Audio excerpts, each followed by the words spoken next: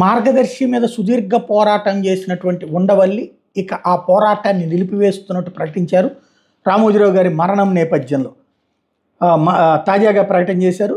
ఈనాడు మార్గదర్శి సంస్థల అధినేత చెరుకూరు రామోజీరావు మరణం బాధాకరమని మార్గదర్శి చిట్ ఫండ్స్పై న్యాయ పోరాటం చేస్తున్న న్యాయవాది మాజీ ఎంపీ ఉండవల్లి అరుణ్ కుమార్ చెప్పారు. రామోజీ మృతికి ప్రగాఢ సంతాపం సానుభూతి తెలిపారు. రాజమహేంద్రవరం ప్రకాశం నగర్లోని బుక్ హౌస్లో ఆయన శనివారం మీడియాతో మాట్లాడారు. రామోజీరావు ఎవరితోనూ రాజీ పడకుండా ఒక యోధుడిలా పూర్తి జీవితం గడిపారన్నారు. ఆయన కలుద్దామని చాలాసార్లు ప్రయత్నం చేసినా కలవలేకపోయానని, అదొక్కటే అసంతృప్తి ఉందన్నారు. అనేక మందితో కబురు చేసినా కలిసే అవకాశం రాలేదన్నారు. ఏ రంగంలోకి ప్రవేశించినా సెలబ్రిటీ స్థాయికి రామోజీరావు ఎదిగారన్నారు. దేశంలోనే పలుకుబడగలిగిన ఏకైక వ్యక్తి రామోజీ అని, అటువంటి వ్యక్తిని మరి ఎక్కడా చూడలేదని పేర్కొన్నారు. రామోజీరావుపై మార్గదర్శిపై చేస్తున్న న్యాయ పోరాటంపై అడిగిన ప్రశ్నకు బదులిస్తూ ఆయనే లేనప్పుడు ఇక ఆయన మీద ఫైట్ ఉండదని తేల్చెప్పారు. తద్వారా మార్గదర్శి విషయంలో ఇక వెనక్కి తగ్గినట్టే, ఉపసంహరించుకున్నట్టే.